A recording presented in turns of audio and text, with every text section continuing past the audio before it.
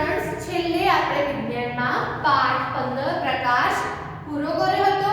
હવે આજે આપણે પાઠ 16 પાણી એક અમૂલ્ય સ્ત્રોતની શરૂઆત કરીશું. બરાબર, તમે પાણીના અલગ અલગ ઉપયોગો તો જાણો છો. તો જુઓ, પાના નંબર 193. પાણી છે તો કાલ છે. જો પાણી છે તો તમારું ભવિષ્ય સુરક્ષિત છે, કારણ કે દરેક સજીવને જીવંત રહેવા માટે પાણીની જરૂર પડે છે. તો સૌથી પહેલા તો તમારા ચોપડામાં પોઈન્ટ કરીને લખો 22 માર્ચનો દિવસ વિશ્વ જળ દિવસના સ્વરૂપે ઉજવવામાં આવે છે. બરાબર, તમને જો પરીક્ષામાં એમ પૂછે કે વિશ્વ જળ દિવસ તરીકે અથવા તો વિશ્વ જળ દિવસ ક્યારે ઉજવવામાં આવે છે, તો જવાબમાં શું આવશે? 22 માર્ચ.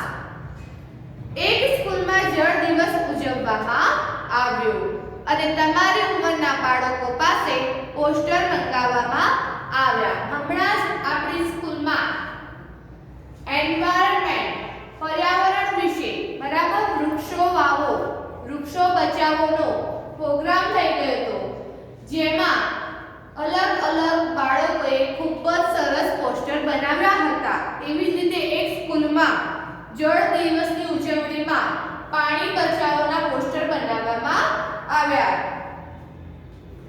તે દિવસે રજૂ કરવામાં આવેલા કેટલાક પોસ્ટરોને આકૃતિ 16.1 માં બતાવવામાં આવ્યા છે. આ જે પોસ્ટરો દેખાઈ રહ્યા છે એ સ્કૂલના બાળકોએ બનાવેલા છે. ચલો આગળ. તમારા માતા-પિતા અને શિક્ષકો તમને પાણીનો બગાડ ન કરવાની સલાહ આપતા હશે. બરાબર, તમારા વડીલો જે છે એ તમને સલાહ આપે છે કે પાણીનો બગાડ કરવો જોઈએ નહીં. બધા જ વ્યક્તિઓની પાણીના સંરક્ષણ પ્રત્યેના મહત્વની તરફ ધ્યાન કેન્દ્રિત કરવા માટે જ આપણે વર્ષે જળ દિવસની ઉજવણી કરીએ છીએ. પીવા માટે પાણી, ધોવા માટે, રસોઈ બનાવવા માટે અને યોગ્ય સફાઈ જાળવી રાખવા માટે સંયુક્ત રાષ્ટ્ર દ્વારા ભલામણ કરવામાં આવે પાણીની ન્યૂનતમ માત્રા પ્રતિદિન 50 લિટર પ્રતિ વ્યક્તિ છે. બરાબર, તમે પાણી પીવા માટે ઉપયોગી લો છો, પીવાના ઉપયોગમાં લો છો, ત્યારબાદ તમારા ઘરમાં સાફ સફાઈના ઉપયોગમાં પણ તમે પાણીનો ઉપયોગ કરો છો. તમે કોઈ પણ વાનગી ખાઓ છો તો એમને નથી બનતી. કોઈ પણ રસોઈ બનવા માટે ક્યાંક ના ક્યાંક પાણીનો ઉપયોગ તમારા મમ્મી કરતા જ હોય છે. જેમ કે રોટલી બનાવે તો રોટલીનો લોટ બાંધવા, કોઈ શાક બનાવે તો શાકને ચડવા માટે પણ પાણીનો ઉપયોગ કરવામાં આવતો હોય છે. આ માત્રા પ્રતિ વ્યક્તિ પ્રતિ દિવસ લગભગ $2.5 પાણી બરાબર છે. ચલો હવે દરેક જણાવો પાના નંબર 194 ઉપર. પાના નંબર 194 પર તમને એક આકૃતિ આપેલી છે. આકૃતિ 16.2 પાણી માટે લાંબી લાઈન. બેટા, આપણા શહેરમાં પાણીની વ્યવસ્થાઓ પૂરતા પ્રમાણમાં જોવા મળે છે કે સવારે પણ પાણી આવે છે અને સાંજે પણ પાણી આવે છે. પરંતુ દેશમાં હજી ઘણા બધા એવા ગામડાઓ છે, ઘણા બધા એવા શહેરો પણ છે કે જ્યાં આગળ પાણીની તંગી જોવા મળે છે. બરાબર, કે જ્યાં આગળ પાણીની તંગી જોવા મળે છે. પાણી ફક્ત એક ટાઈમ જ આવે, ત્યાં આગળ તમને આવી લાઈન જોવા મળે છે. હવે આવો પ્રવૃત્તિ 16.1. તો પ્રવૃત્તિ 16.1 માં તમારે શું કરવાનું છે કે તમે જે ન્યૂઝપેપર વાંચો છો, સમાચાર પત્રો, એમાં ક્યાંય તમે પાણી વિશે સાંભળ્યું છે કે પાણી વિશે વાંચ્યું છે તો એ બધા ન્યૂઝપેપર તમારે ત્યાંથી કટ કરીને ચોપડામાં લગાવવાના છે, વિજ્ઞાનના ચોપડામાં. ચલો, આ હતી તમારી પ્રવૃત્તિ. પ્રવૃત્તિ 16.1. ચલો હવે આગળ આવો 16.1. કેટલું પાણી ઉપલબ્ધ છે? અંતરિક્ષ પરથી લેવામાં આવેલ પૃથ્વીના ચિત્રને જુઓ. અહીંયા આપણને જે પૃથ્વીનું ચિત્ર આપ્યું છે એ અંતરિક્ષમાંથી સ્પેસમાંથી લીધેલું ચિત્ર છે. તે ભૂરી કેમ દેખાય છે? બરાબર, એનો ભાગ કેમ ભૂરો દેખાય છે? ચોક્કસ તમે અનુમાન લગાવી શકો છો. તમે જાણો છો કે પૃથ્વી સપાટી પર લગભગ 71% ભાગ પાણીથી ઢંકાયેલો છે. બાકીનો 29% ભાગ જમીનથી ઢંકાયેલો તમને જોવા મળે છે. તો ચલો પોઈન્ટ કરીને લખો.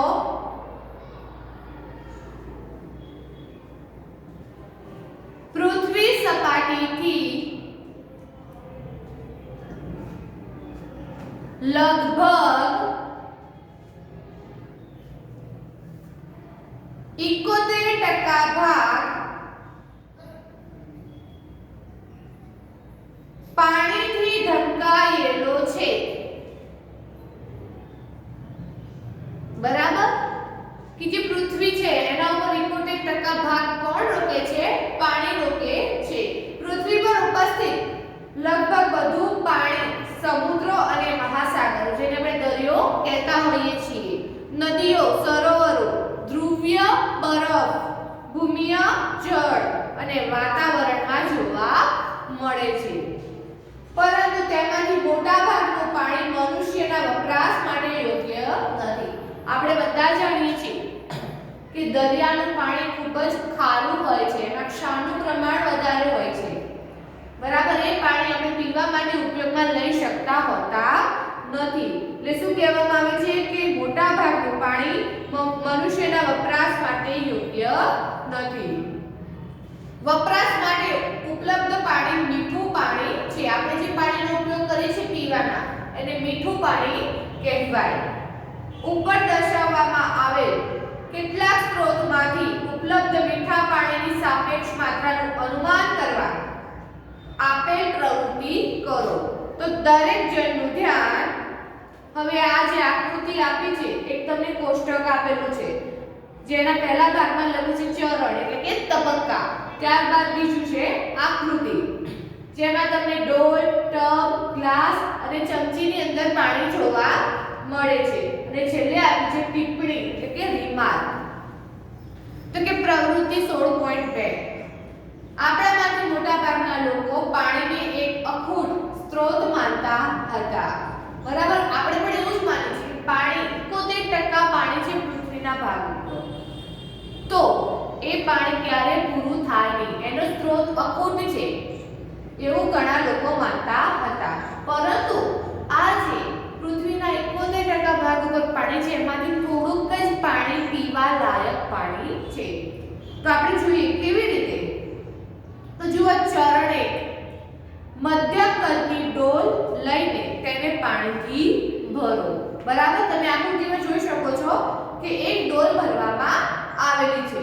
તેમાં લગભગ 20 લીટર પાણીનો સમાવેશ થશે. આ જે ડોલ ભરીને પાણી શું સૂચવે છે? તો કે આ શું સૂચવે છે?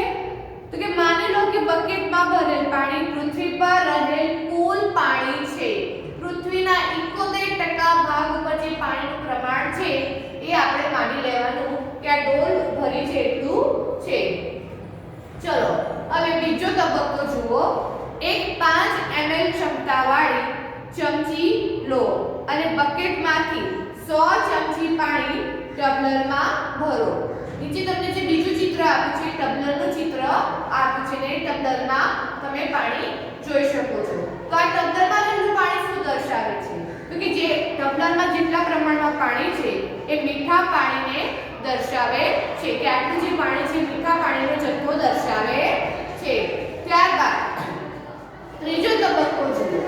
ટબલરમાંથી 30 ચમચી પાણી કાચના પ્યાલામાં ભરો.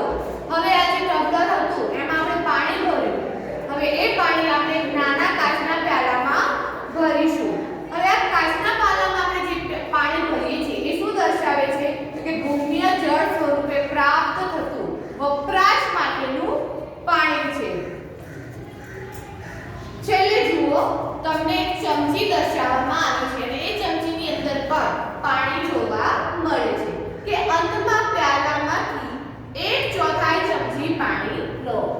આખી ચમચી નથી ભરેલી, સામાન્ય જ ભાગ ભરેલો છે. તો આ શું દર્શાવે છે?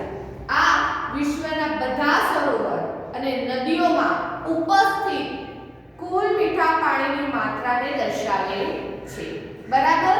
કે સમુદ્રમાં પૃથ્વી ઉપર ભલે 71% પાણી છે, પૃથ્વીના 71% ભાગમાં પાણી છે, પરંતુ વપરાશ માટે તો આપણે પાસે આટલું જ પાણી જોવા મળે છે.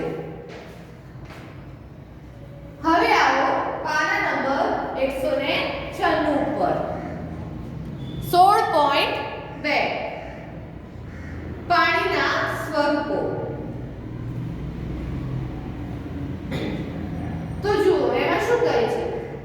શું તમને ભય છે કે કોઈક સમયે ઉપયોગમાં લેવાતું બધું પાણી સમાપ્ત થઈ જશે, કે આપણે જે પાણીનો ઉપયોગ કરીએ છીએ વપરાશયુક્ત પાણી પૂરું થઈ જશે, એવો તમને ભય છે? તમે જાણો છો કે વિવિધ કુદરતી પ્રક્રિયાઓ દ્વારા પૃથ્વી પર પાણીની માત્રા કરોડો વર્ષોથી જળવાઈ રહી છે. બરાબર? કે આજે પૃથ્વી પર પાણી છે એની માત્રા વર્ષોથી જળવાઈ રહી છે. કેવી રીતે? તો આપણે જોઈએ.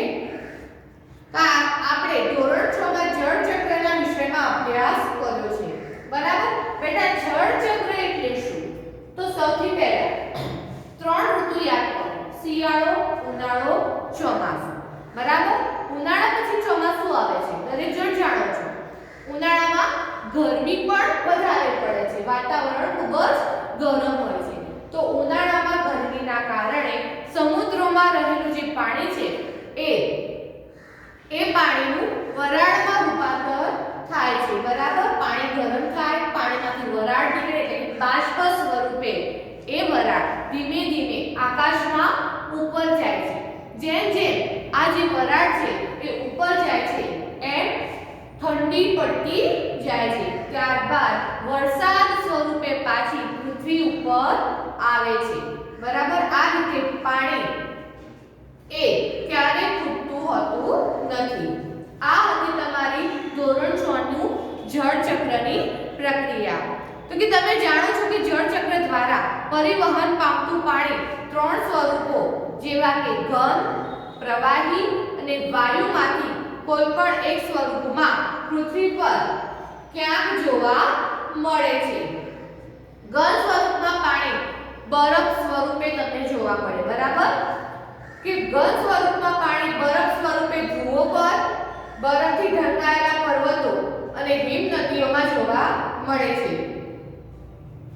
પ્રવાહી સ્વરૂપમાં પાણી લિક્વિડ ફોર્મમાં, પ્રવાહી સ્વરૂપ એટલે કે લિક્વિડ ફોર્મમાં પાણી તમને મહાસાગરો, ઝરણાઓ, નદીઓ અને ભૂતલમાં જોવા મળે છે. વાયુ સ્વરૂપમાં પાણી આપણી આસપાસ વાતાવરણમાં પાણીની જે વરાળ આપણે જોઈએ છીએ એ સ્વરૂપે જોવા મળે છે. પાણી તેના આ 3 સ્વરૂપમાં સતત ચક્રીય પરિવર્તન પામતું રહે છે, જેના દ્વારા પૃથ્વી પરના પાણીનો કુલ જથ્થો અચળ રહે છે. પાણી ક્યારેય ખૂટતું નથી. સમસ્ત વિશ્વ પાણીનો ઉપયોગ કરે છે, છતાં પણ પાણી અચળ રહે છે. હવે આપણે જોઈશું પ્રવૃત્તિ 16.3. તો જુઓ, તમને અહીંયા એક આકૃતિ આપી છે, આકૃતિ 16.5 જળ ચક્ર. હવે એની અંદર તમે જોઈ શકો છો કે તમને અલગ અલગ ભાગના અલગ અલગ નંબર આપેલા છે. એ અલગ અલગ નંબરને શું કહેવાય તમને સાઈડમાં આપેલું છે, પરંતુ ધ્યાનથી જુઓ એની અંદર અક્ષરો તમને આડાઅવળા આપેલા છે. તો સૌથી પહેલા પેન્સિલ લો, ચોપડીમાં પાના નંબર 196 કાઢો. જે તમે પહેલું જુઓ છો અડજ ભૂમિય એટલે કે ભૂમિય જળ લખો. ભૂમિય જળ. બીજું આપ્યું છે સ્પીબા નભવ. તો શું થાય? બાષ્પીભવન લખો. બીજામાં સીધું એનું બાષ્પીભવન. ત્રીજામાં આવશે સંઘનન. ચોથામાં લખો વાદળ,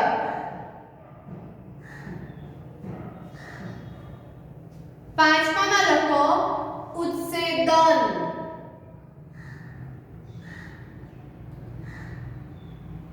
છઠ્ઠામાં લખો અનુશ્રવણ અને સાતમામાં લખો અવક્ષેપન.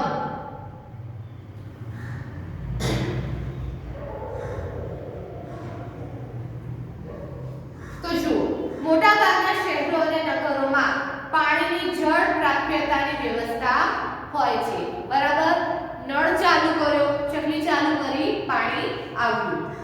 તે નાગરિક સમૂહો દ્વારા સંચાલિત હોય છે. પાણીની આજુબાજુના સરોવરો, નદીઓ, તળાવો અથવા કુવાઓમાંથી લાવવામાં આવે છે. પાણી તો આવે છે, પણ ક્યાંથી આવે છે? નજીકના તળાવ છે, નદી છે, સરોવર છે, કુવા છે, ત્યાંથી આવતું હોય છે. જરૂરી જગ્યાએ પાણીની પૂર્તિ પાઇપ દ્વારા કરવામાં આવે છે. સામાન્ય રીતે ગામડામાં પાણીની પૂર્તિ આવી રીતે થતી નથી. તમે દરેક જણ જાણો છો કે ગામડામાં તમને પૂરતા પ્રમાણમાં પાણીની સગવડો મળતી નથી. ત્યાં લોકો પોતાના ઉપયોગ માટે પાણીને સીધા સ્ત્રોત પરથી જ પ્રાપ્ત કરે છે. ડાયરેક્ટ કૂવામાંથી લે છે અથવા તો તળાવમાંથી લેતા હોય છે. દરેક ગામમાં લોકોના ઘરે, દરેક ઘરે પાણીના નળ હોય એવું બધું હોતું નથી. મુખ્યત્વે મહિલાઓ અને બાળકોને પાણી મેળવવા માટે તેના સ્ત્રોત સુધી કેટલાક કિલોમીટર દૂર સુધી ચાલીને જવું પડે છે. જે તમે આકૃતિ 16.6 માં જોઈ શકો છો કે ગામડાની સ્ત્રીઓ અને બાળકો પાણી ભરવા માટે કોઈ પાત્ર લઈને તળાવે જતા હોય છે અથવા તો કૂવે પાણી ભરવા જતા હોય છે. બાળકો માટે ખૂબ જ પીડાદાયક છે. આવા બાળકોને નિયમિત રીતે શાળામાં જઈ શકતા નથી, કારણ કે તેઓને સ્ત્રોત પરથી પાણી લાવવામાં જ ખૂબ સમય નીકળી જાય છે. ચાલીને જવાનું અને ચાલીને આવવાનું હોય છે. માટે આપણી જનસંખ્યાનો એક મોટો ભાગ પોતાના ઉપયોગ માટે પાણી કુવાઓ, બોર, હેન્ડપંપ વગેરેમાંથી પ્રાપ્ત કરે છે. હવે આપણે જોઈશું 16.3 પાણીનો એક મહત્વપૂર્ણ સ્ત્રોત ભૂમિજળ. જો આપણે કોઈ જળાશયની નજીક જમીનમાં ખાડો ખોદીએ, બરાબર, જળાશયની નજીક, બરાબર, નદીની નજીક તમે જમીનમાં થોડો ઊંડો ખાડો ખોદો છો તો ત્યાંની જમીન આપણને ભેજયુક્ત લાગે છે. એ જમીન આપણને સહેજ ભેજવાળી જણાતી હોય છે. જમીનમાં ભેજ તે જમીનમાં રહે પાણીને નિર્દેશ કરે છે. કે આ જમીનમાં આપણને જે ભેજ દેખાય છે એ શું નિર્દેશ કરે છે? કે એ જમીનમાં પાણી રહેલું છે. જો આપણે હજુ વધારે ઊંડો ખાડો ખોદીએ છીએ તો બે સ્તર સુધી પહોંચી જઈએ છીએ કે જ્યાં જમીનના કણોના વચ્ચેના અવકાશ તથા ખડકો વચ્ચેનો અવકાશ પાણીથી ભરેલો હોય છે. ચલો દરેક જણ વિજ્ઞાનનો ચોપડો કાઢો,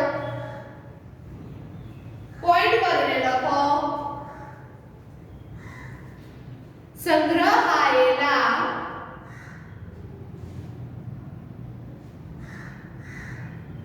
આ પાણીના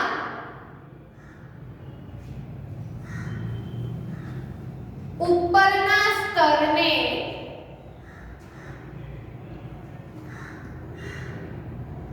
ભૂમિય જળ કહે છે.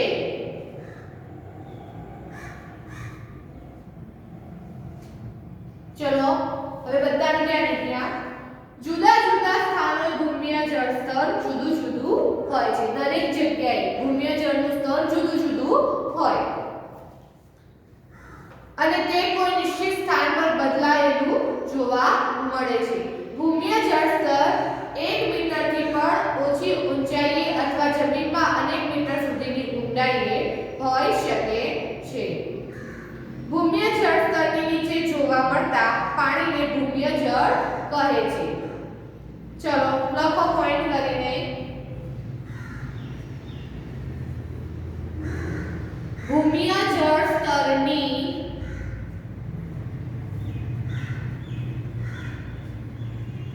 નીચે જોવા મળતા પાણીને ભૂમિય જળ કહે છે.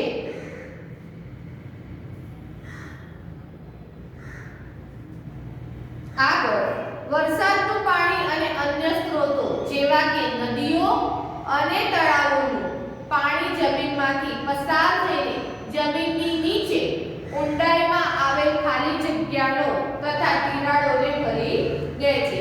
આ જે નદી છે, સરોવર છે, તળાવ છે, કુવા છે, વરસાદ છે, આ બધા પાણીના સ્ત્રોત કહેવાય. ભૂમિમાં પાણી નીચેની તરફ પ્રસરણ પામવાની ક્રિયા જે છે એને શું કહીશું? અનુસ્રવણ. પોઈન્ટ કરીને લખો. ભૂમિમાં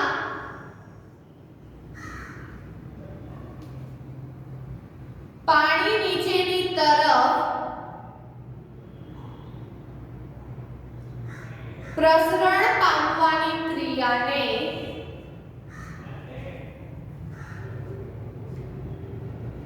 અનુસ્રવણ કહે છે.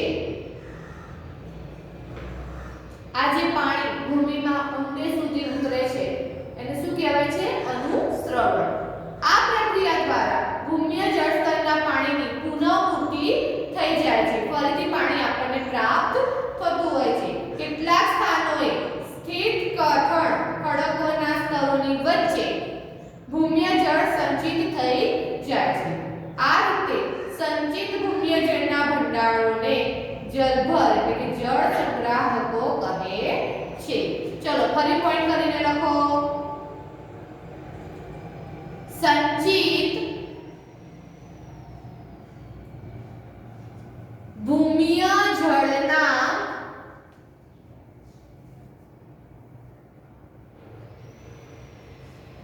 ભંડારોને